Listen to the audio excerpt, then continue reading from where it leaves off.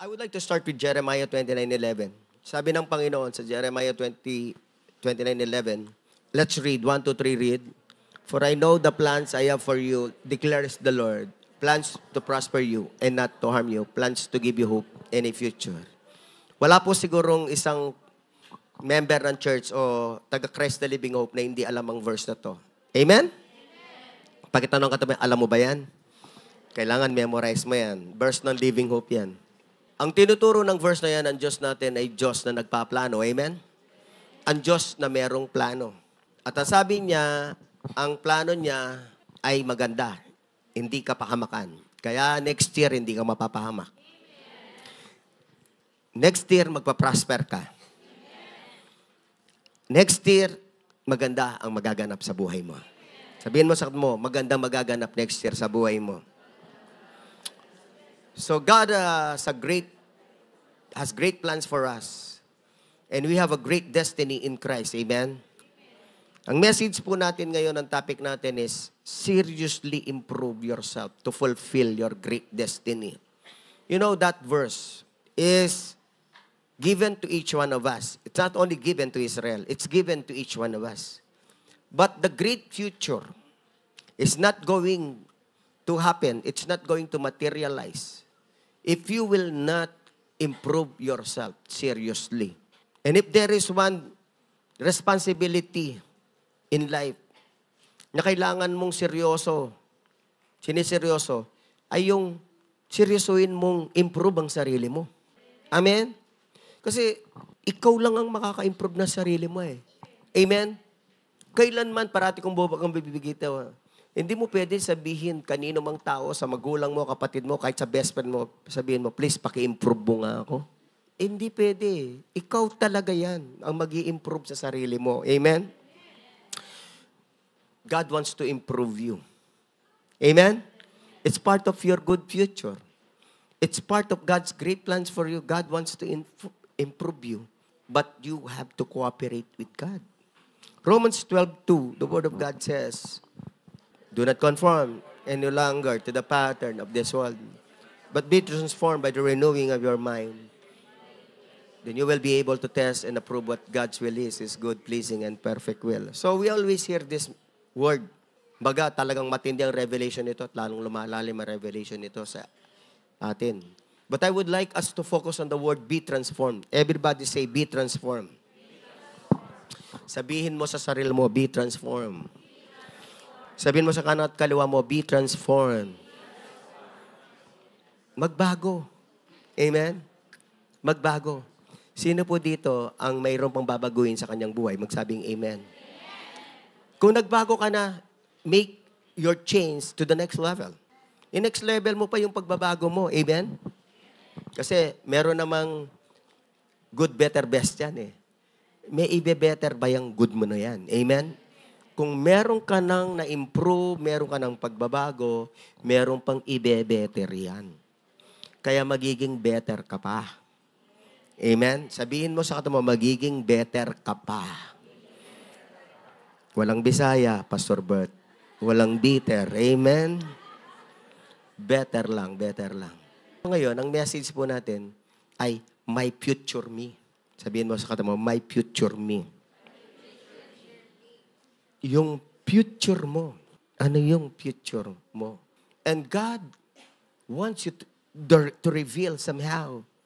At mabigyan ka ng trailer. Kagaya ng trailer ng mga MMFF sa future mo. If you will take time to listen to God and you will take time to spend time with God. Acts chapter 2, verse 17, the Word of God says, Acts 2:17, pakilagay nga Acts 2:17, please. In the last days, God says, I will pour out my spirit on all people. Sino po dito ang kabilang sa mga people? Say amen.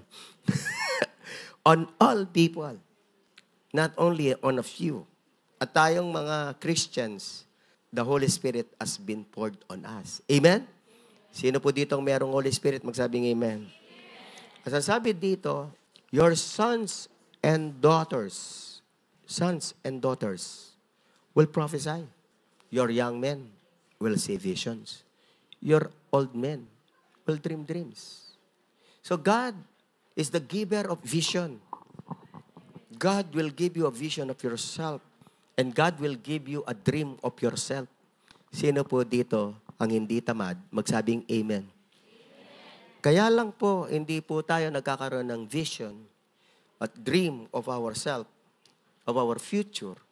It's because we don't take time. We neglect spending time with God. At tamad tayo. Kesa makinig sa Panginoon, ay social media, force of habits na. Naging habit na kasi. Pero I would like to tell you this. Please, take time to listen to God of your future, of the future of yourself. God is willing to show you what's going to happen next year. Even right now, pagka pumikit ka lang, meron kang makikita. Pwede po ba lahat tayo pumikit sandali? Ano ang nakikita nyo? Ang gusto ko po sabihin, even our eyes are closed, our mind can see something from God. Amen? Lahat po na nakikita ko, magsabing Amen. Sa praise God, nakikita nyo ako. Hindi nyo ako nakikita, may problema, di ba? Punta kayo sa ophthalmologist. Okay, anyway, mga kapatid, I'd like you to understand this, that God does not stop on pouring out vision and dreams. Wala. Hindi pwede. One of the roles and one of the activities of the Holy Spirit is to give visions and to give dreams. And that will stir us up and excite us of our future. Sino pong excited sa 2025? Magsabing amen. Kaya po maraming mga tao, even Christians, are not excited of their future because they have no vision. They have no dream from God.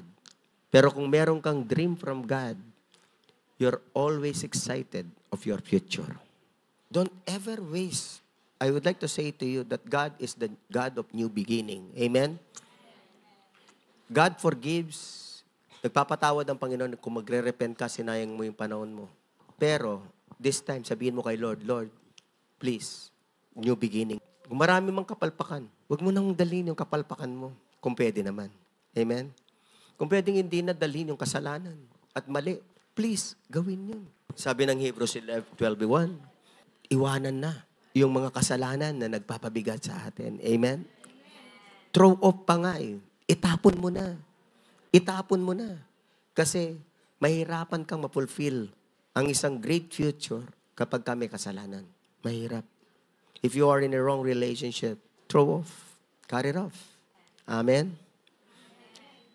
So mga kapatid, naririnig natin YOLO. Everybody say YOLO. Ano kasing ibig sabihin ng YOLO? You only live once. What does that mean? Enjoy mo na lahat? Mali. You only live once. Live right. Mabuhay ka ng tama kasi minsan ka lang mabubuhay. Marami ang mga youth, YOLO ang kanilang karanasan. Kaya nagpunta na ng Thailand. Yun, nakainom ng drugs. Ilan yung namatay doon? Live wisely. Sabihin mo sa mo, live wisely.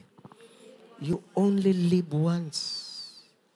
You only live once. And you cannot blame anyone for how you live your life.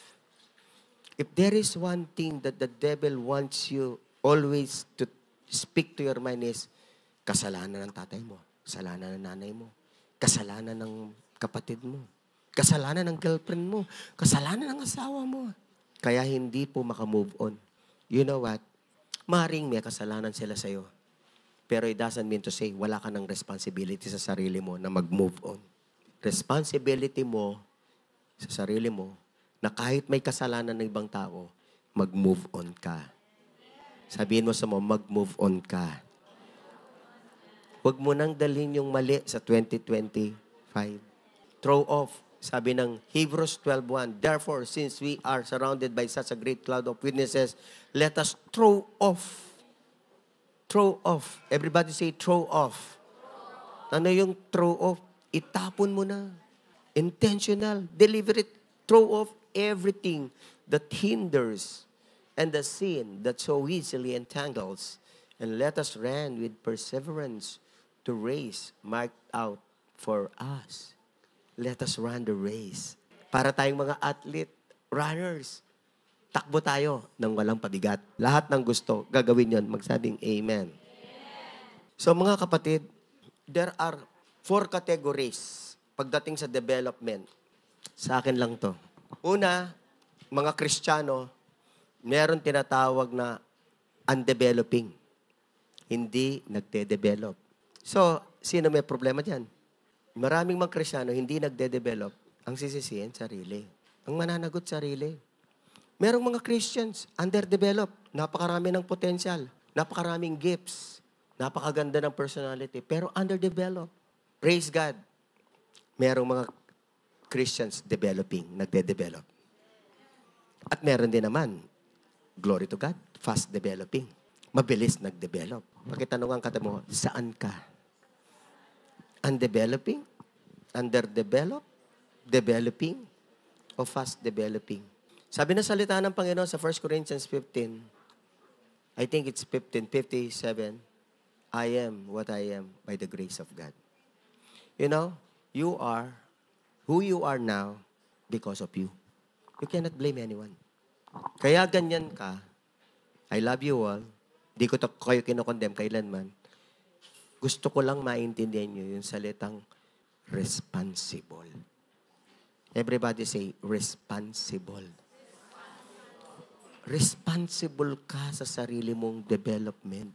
Now, mahal ka ni Lord, mahal din kita. Kung hindi ka nagde-develop. And by the way, may I say this?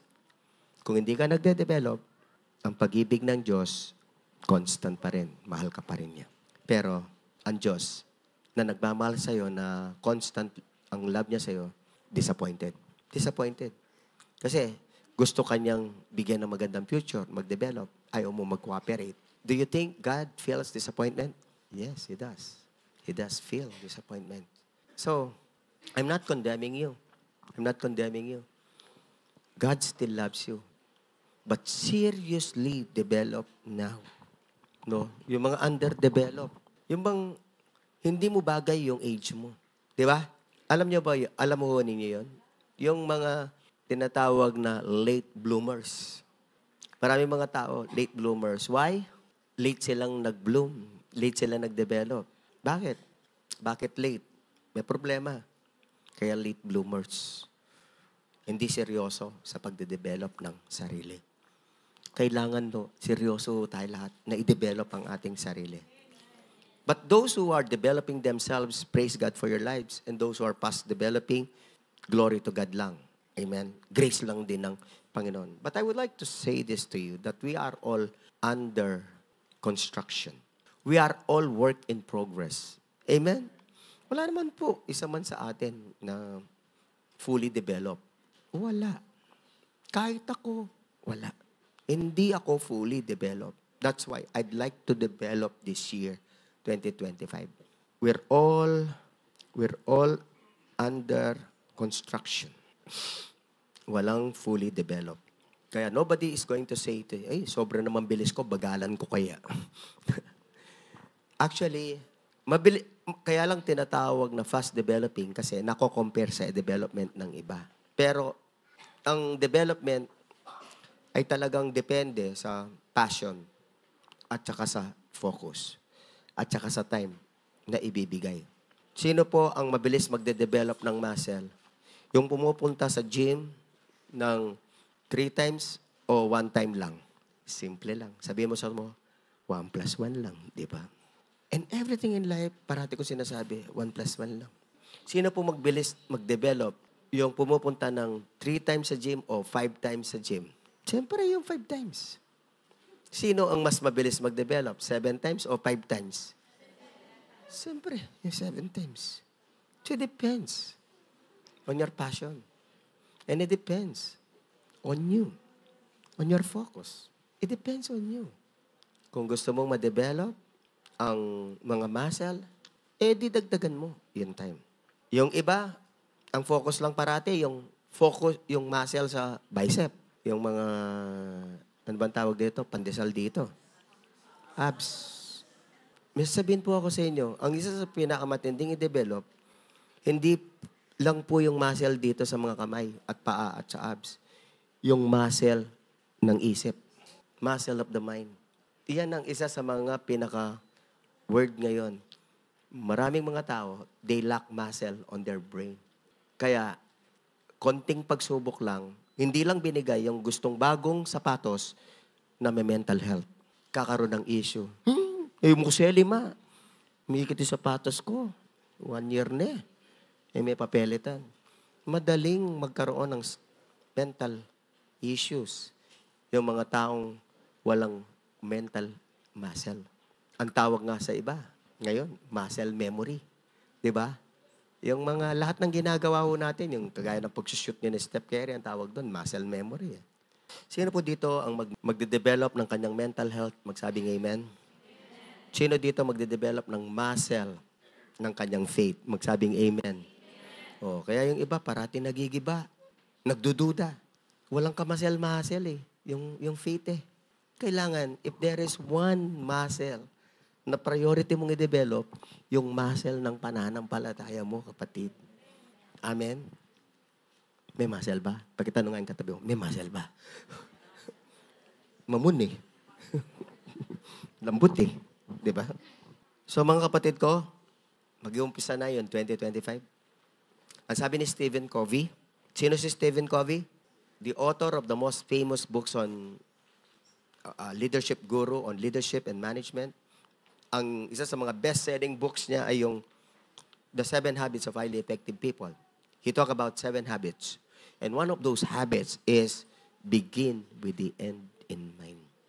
Everybody say, begin with the end in mind. Begin with the end in mind. Ibig sabihin, kung ano ang uumpisan mo, kailangan alam mo na yung katapusan yan. Maraming mga nag-i-start ng mga computer games, hindi inialam ang katapusan Ang katapusan yan, addiction. Ang katapusan yan, wasted time. Ang maraming mga Christians, gusto lang masaya. They live by their feelings and not by their minds, by intelligence. So bago mo umpisan, anumang bagay, ano ang resulta niyan?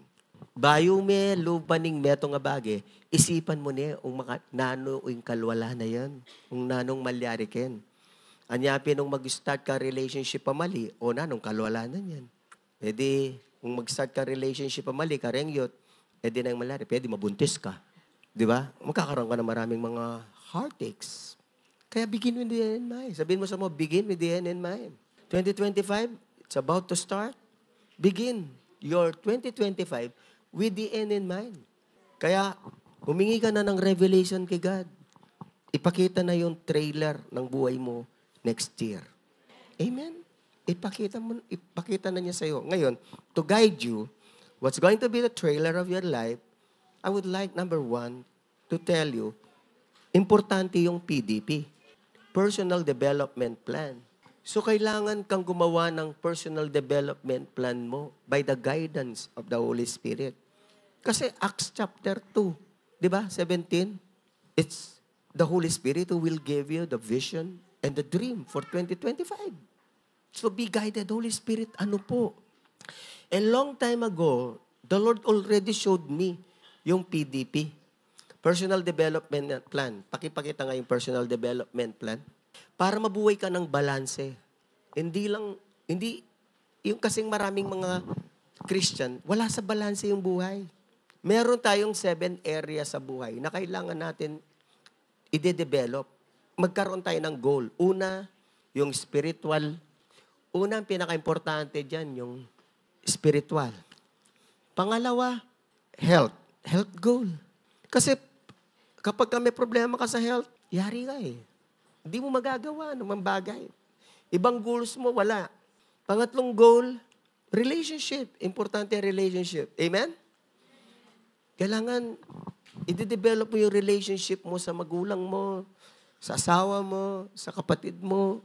Magde-develop ka ng relationship. Number 4, yung financial goal. So, kailangan nga lahat tayo mag-iipon kahit sabihin na natin walang kwenta yung piso. Wala nang kwenta yung piso ngayon, di ba? Sino ko dito pagka nakakita ng piso, pinupulot pa? Pinupulot niyo pa yung piso? May nabibili pa ba piso? Chiclet. Wala nang chiclet ngayon. Wala nang chiclet ngayon eh. Ano yung nabibili ng piso ngayon? Kuya Nomer, meron bang piso sa tindahan mo? Palagay ko, wala. So, di ka pwedeng pumunta na may piso sa Matayos. Ibig sabihin, just get into the habit of saving. Amen? And when you are into the habit of saving, yung goal mo, masasanay ka na nag-iipon at merong kang naiipon. Financial goal, skills and craftsmanship, life's mission goal, all of us must have this. Pinakita ng Panginoon na sa atin yan. We always do that yearly. Gumawa ka ng personal development plan mo, which is your future. My future me. Sabihin mo sa mo, my future me. Itong personal development plan na isusulat mo dito, this is your future by the guidance of the Holy Spirit.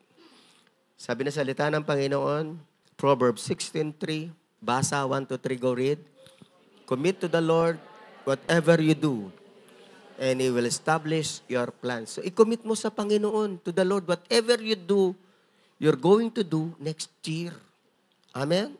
Kasi hanggang ngayon, anong gagawin mo next year? Ay, wala pa akong idea. Ay, nako. Of course, we will not be omniscient na hindi naman natin lahat ng months and weeks may gagawin tayo. Pero, magkakaroon ka ng trailer kung ano mga importanteng gagawin mo, lalong-lalo na sa 7 areas ng iyong buhay. Sa HCSB na Bible, Holman Standard Bible, basahin natin. 1, 2, 3, go read. Commit your activities to the Lord and your plans will be achieved. Sino po dito ang gustong ma-achieve ang kanyang mga plano? Magsabing amen. O kailangan, una sa lahat, may plano ka. Ano ang ma-achieve mo kung wala kang plano? Amen? Sabihin mo sa kanila, kailangan may plano ka. Nothing to be achieved if you don't have plan. You cannot say Proverbs 16:3 if you don't have plan. Dapat 1 + 1 lang. May plano ka. Written plan. Sabihin mo sa kanila, written plan. Huwag mong katamaran to. Assignment mo to from the Lord for yourself. Wala namang makikinabang na iba ng PDP mo, kundi ikaw din. Pag-isabi sa katabi mo, makikinabang ba ako kung gagawin mo yung PDP mo? Amen? You do it for yourself. And you owe it to yourself. Utang na loob mo to. Utang mo to sa sarili mo. Pagplanuan mo ang sarili mo. Sabihin mo sa mo, utang mo sa sarili mo ang pagplanuan ng sarili mo. You owe it to yourself. Kawawa naman yung sarili mo pagka hindi mo pinagplanuan ang sarili mo. Pagka hindi mo pinagplanuan ang sarili mo, pagpaplanuan niya ng iba. Amen? Kailangan ikaw ang magplano ng sarili mo. And by the way, may I say this? Dapat magplano kayo na synchronize ng asawa mo. Baka siya plano niyang pumunta ng Iraq. Yung isa naman gusto niyang pumunta naman ng Gaza. Kailangan, pagka nagplano kayo, isi-sync ninyo. And what about the children? Especially the youth.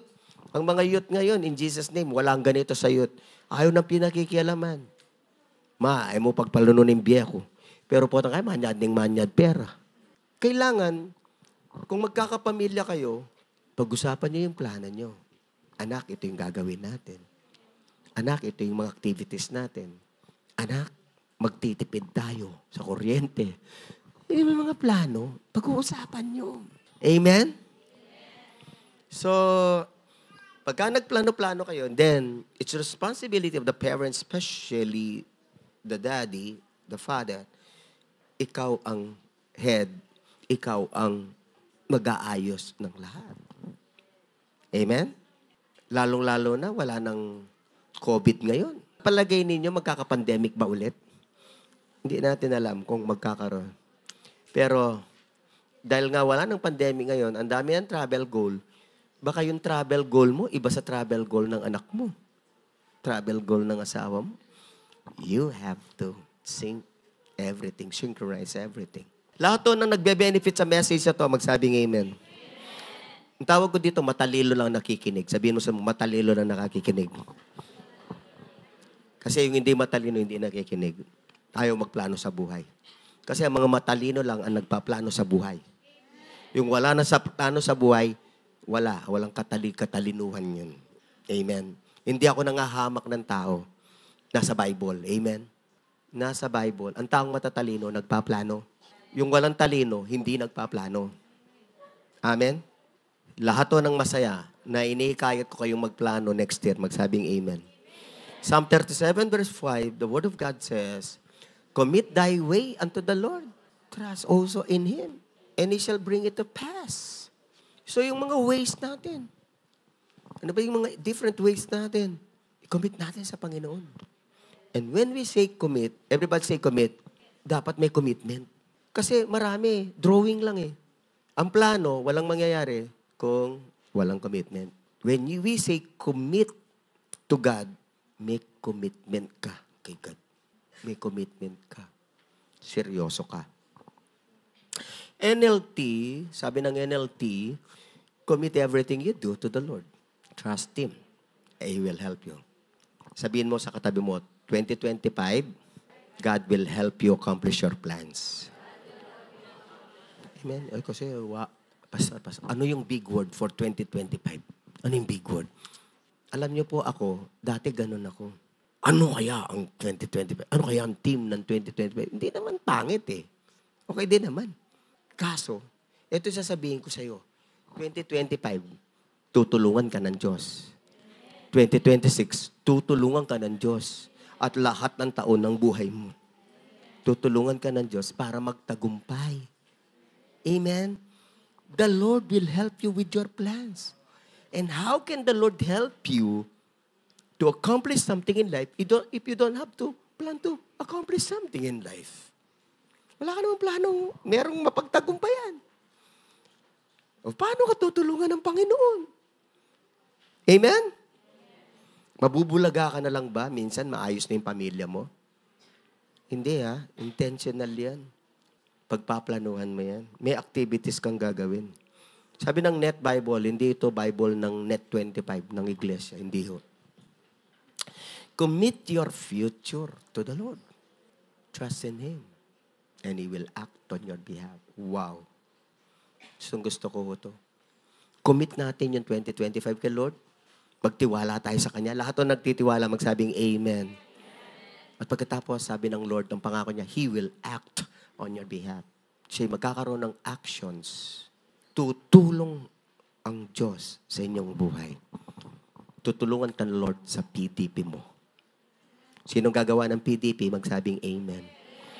Tutulungan ka, Lord, sa PDP mo. So, siguro, gawin mo yung PDP mo, 30 minutes, 1 hour. But the 30 hours, and even sabihin na natin 1 hour of making your PDP by the guidance of the Holy Spirit will affect your future. Greatly affect your future. Will greatly determine your future. Amen. Huwag ka kayo maniniwala sa sinasabi. Minsan din plano tayo lang matutupad. Santing tana mo magplano. Di ko ting malyari, okay. Nako, paminsan-minsan na surprise blessing lang yun ng Panginoon. Pero kung titingnan ninyo, kung bakit ka natapos ng pag-aaral, pinlano mong matapos. Kung bakit ka nagkaroon ng asawa, pinlano mong mag-asawa. Kung bakit ka nagkaroon ng bahay, pinlano mong magkabahay. Amen? Bihira lang dito nakakamana ng bahay. Uy, surprise, may mana akong bahay. Konti lang mo yun. Amen? Kung meron kang lolong mayaman. Pero kung wala, pagplanuhan mo, kapatid. Amen?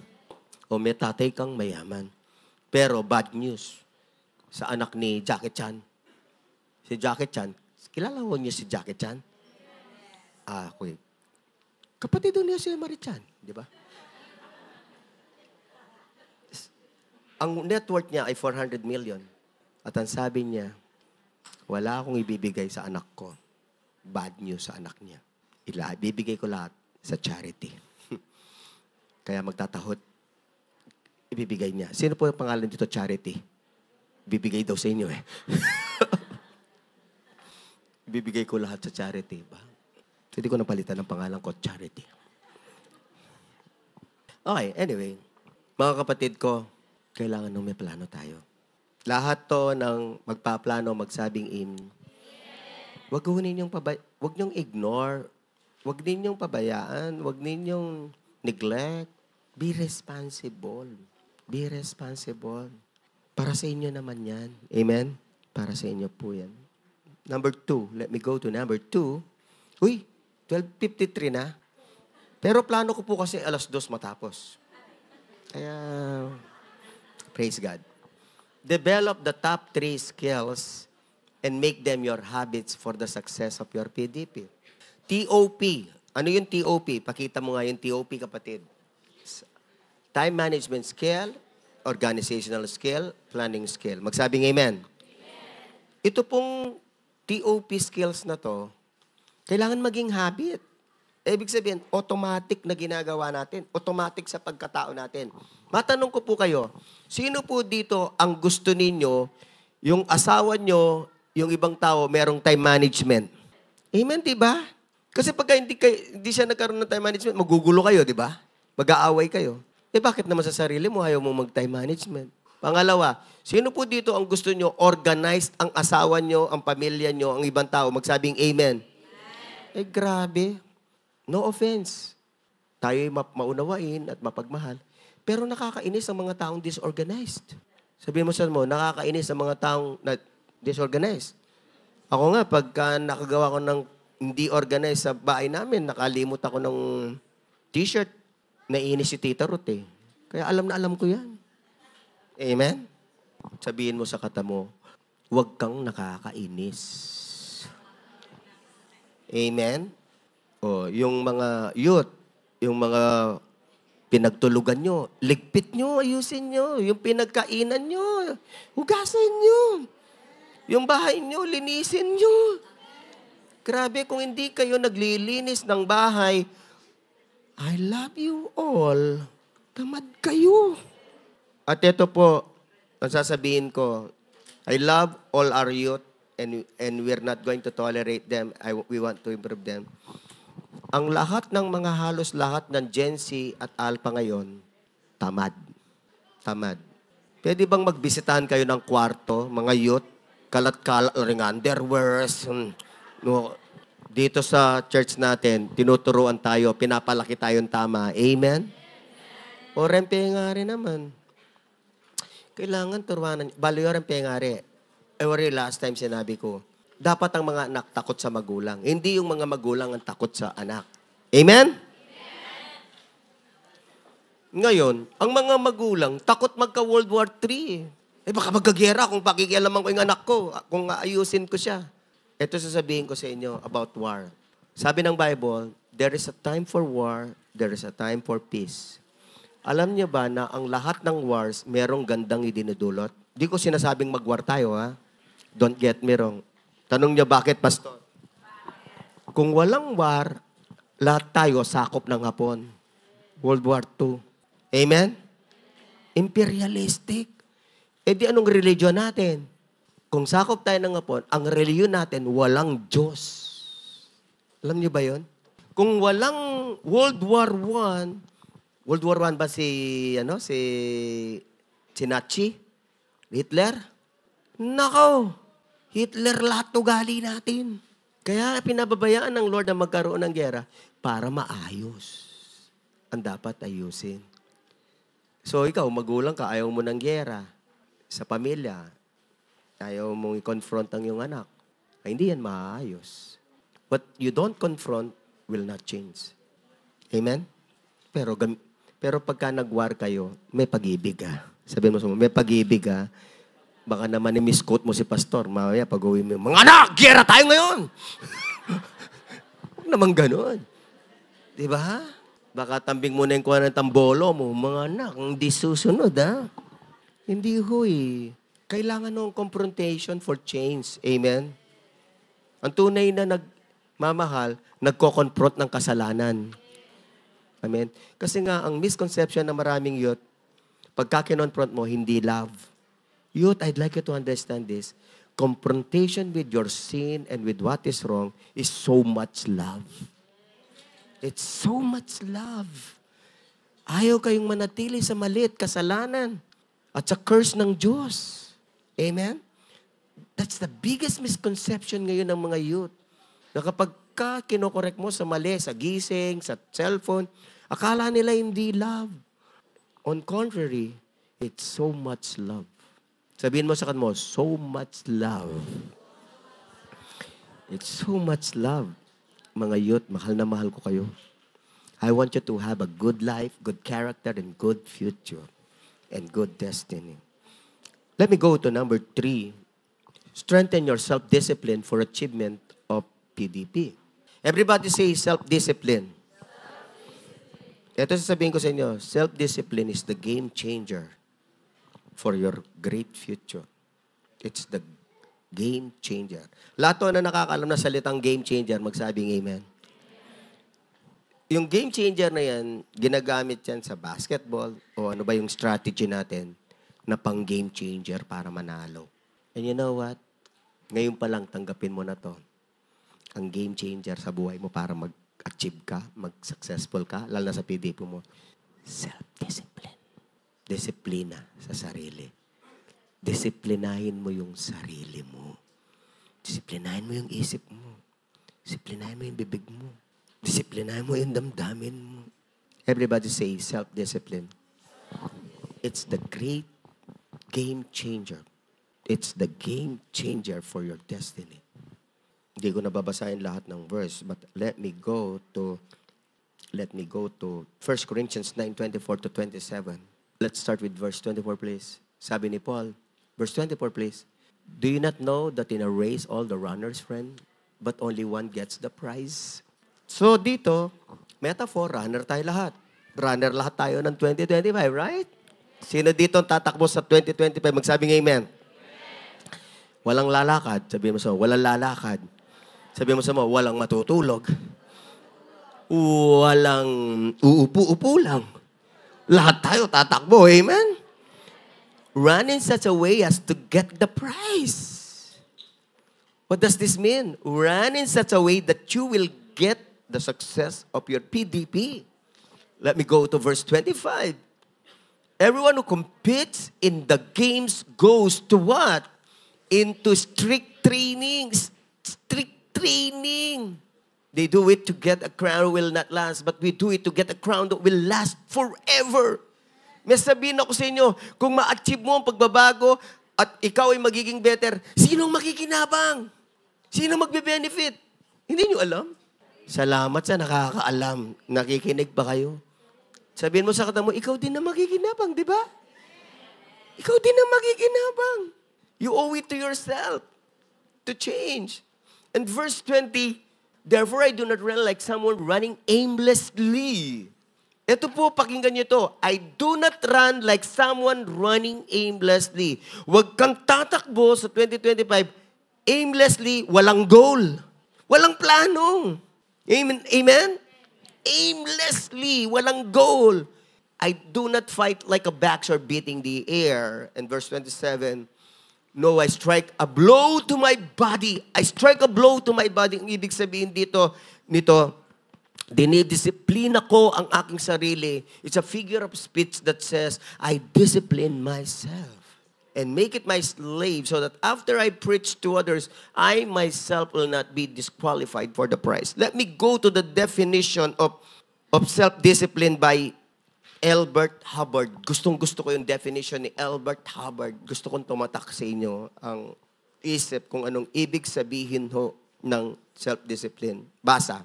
Self-discipline is the ability to make yourself do what you should do when you should do it. Whether you feel it, you feel like it or not. Lahat na nakakuha magsabing amen. Yan ang self-discipline. Yung abilidad na gagawin mo yung dapat mong gawin. Yung dapat mong gawin kahit hindi mo feel gawin. Amen. Kaya nga, one of the things that we discipline is our emotion. Yan, sina Steph Curry, sina Michael Jordan, sina yung favorite niyong player, LeBron James. Alam niyo, hindi yan titigil si Steph Curry, if I'm not mistaken, 400 shots a day. Akala ng iba nakakatsamba si Steph Curry, hindi ho. Muscle memory, 400 shoots a day ang ginagawa niya Whether he feels like doing it or he does not feel like doing it, kahit hindi niya gusto, gawin yon dahil tinatamad siya, may sakit siya, gagawin niya. Now, achieve the greatest shooter of all time. Amen? Lahat ng gusto magtagumpay sa buhay, magsabing amen. 1 Corinthians 6:12, I would like to run through this verse also. 1 Corinthians 6:12. Basa, 1, 2, 3, go read. I have right to do anything, you say. But not everything is beneficial. I have the right to do anything, but I will not be mastered by anything. So, pwede mong gawin lahat eh. Pero hindi beneficial.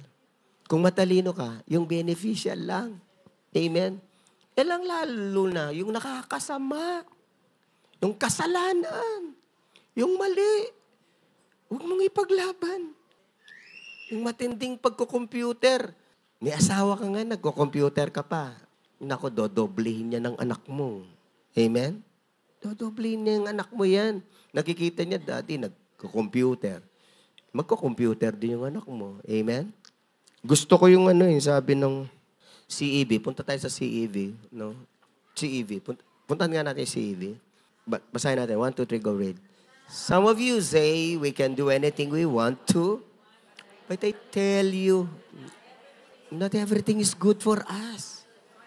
So I refuse to let anything have power over me.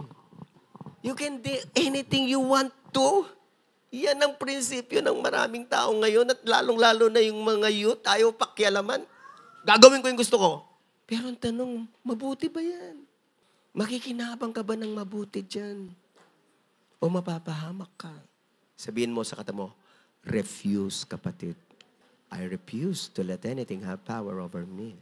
Huwag kang magpapa-control, ma-overpower ng emotion. Lalong-lalo na yung mga youth. Kontrabida ba ako kung sasabihin ko sa mga youth, huwag muna kayong magligawan? Kontrabida ba ako? Palagay ko, hindi ito linya ng kontrabida. Linya ito ng bida. Bida ako. Di ba? Kasi lahat ng mga youth, pagka kinontra mo, kahit sa mali, kontrabida ang tingin sa'yo. Hindi. Ikaw ang kontrabida. Hindi ang magulang mo na nagsasabi ng totoo sa'yo. Ako kontrabida yan. Yung mentor ko, kontrabida yan. Sabihan mo kaya siping mo, no offense, sabihan mo kaya, no offense, I love you. Baka ikayong kontrabida. Sasabihan na nining bida na nung gusto, pipilit mo pa. O, nining kontrabida ken. Nining kontrabida ken. Pipilit ming mali, ika pala yung mali. Di kayong kontrabida. Amen? Kasi ang hilig mag-label ng kontrabida. Pero hindi nakikita na kontra pala sa tama. Kaya may tama. So, I would like to go to number 4 as I close. Number 4. Monitor and evaluate. Ito po yung matindi dyan. Monitor and evaluate. M&E ang tawag dyan. Sa lahat to ng mga kumpanya na nagtatagumpay, meron no silang tinatawag na M&E time. Monitor and evaluate. So, kayo, personal nyo itong dapat matutunan. Na i-monitor nyo yung sarili nyo at evaluate ang sarili ninyo monthly on the progress of your PDP. Lahat na seryosong gagawa ng PDP, magsabing amen. Gusto ba ninyo magka-effect ito? Kasi minsan, yung iba gagawa lang, kaya hindi naman i-monitor, hindi naman i-evaluate. So, anong nangyari? Wala. Kaya nabubuhay pa rin na walang plano. Kasi ginawa lang, tapos nilagay na lang sa bookshelf, o kung saan na lang nilagay, sinyelb na lang eh. No. Yung mga kumpanya, alam nyo, yung plano nila, nasa board. That's what they follow every year. Every month. Quarterly, that's what they follow. So this is what you should follow in life. Your PDP. At makikita nyo, kapag sinusunod nyo to, tutulungan kayo ni Lord. Magtatagumpay kayo. Mai-improve ang sarili nyo.